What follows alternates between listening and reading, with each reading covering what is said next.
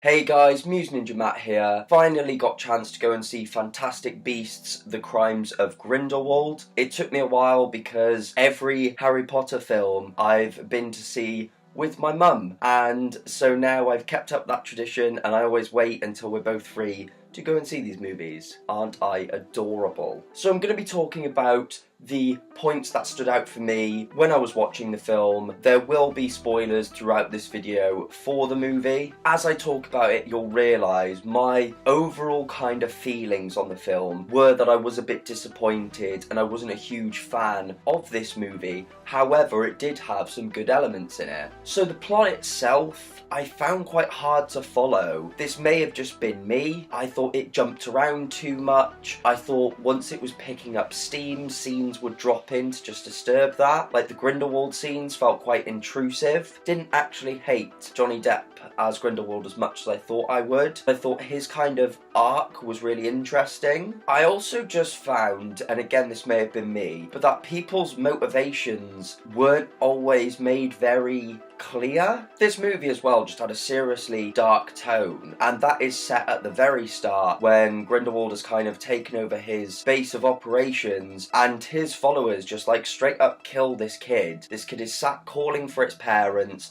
they all walk in, the kid's just sat looking confused and scared, and they kill him, and that just made me feel really like uncomfortable and be like, this is a really odd tone. And that dark tone continues throughout the film. We have a character called Lita Lestrange, and there's a scene of her which is like a flashback where you see her boggart is like this falling blanket, and later on in the film you find out it's because she was on a ship with her brother and her mum, and her brother kept crying and it was driving her insane, so she swapped her brother with another baby. The ship ends up going down and her brother drowned, and the floating blanket is her brother submerged in water. And again I was like, this is really dark. Now I quite like universe building in movies when things are fleshed out. However, I don't like when that messes with already established facts. And the biggest one in this movie is the fact that McGonagall is alive in this film when she shouldn't have even been born yet. That kind of rubbed people the wrong way. There's just a lot of inconsistencies.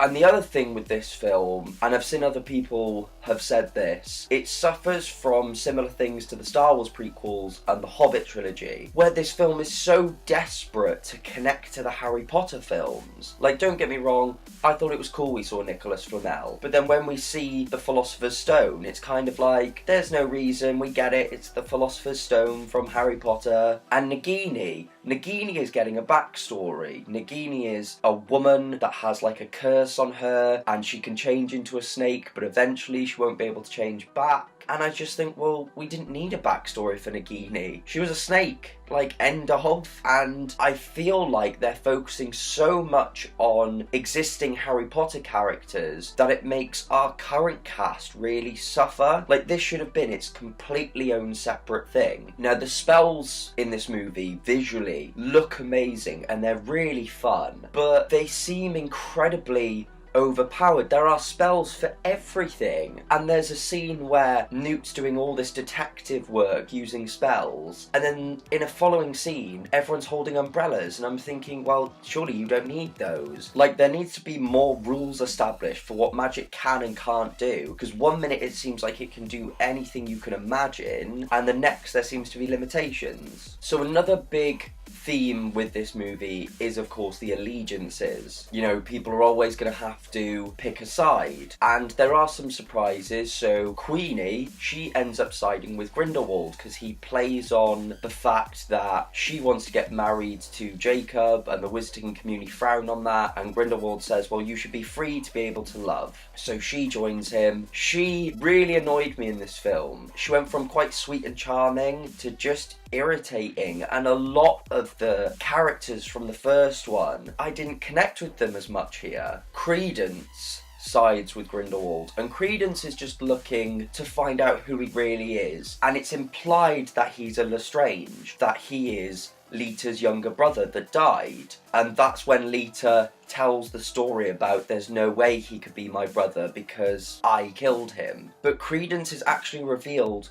to be a Dumbledore, and there's a secret Dumbledore that we never knew about. And I hated this reveal so much, because again, it kind of just messes up what we already know. Leta Lestrange, who you kind of think will side with Grindelwald, ends up being good and kind of letting everybody escape from him and sacrificing herself. Her as a character, she has a very sort of dark background and backstory, but overall I feel like she could have just really not been in the film. There are just too many little stories they're trying to cram into this movie. One of the biggest things I liked about the film, even though his age is way off because Dumbledore should be like 80 in this movie, Jude Law, I really liked him as Dumbledore. I thought he just had the right sort of personality and humour about him. His spells were really awesome, like how he communicates with people. The scene of him teaching Defense Against the Dark Arts was really cool. However, I'm pretty sure he's meant to be a Transfiguration teacher. And obviously he has quite an interesting arc in this film because it is Grindelwald and you kind of see how conflicted Dumbledore is about going up against him. But yeah, overall, like I said, there were some good aspects and some fun moments in this film, but this was just crammed with setup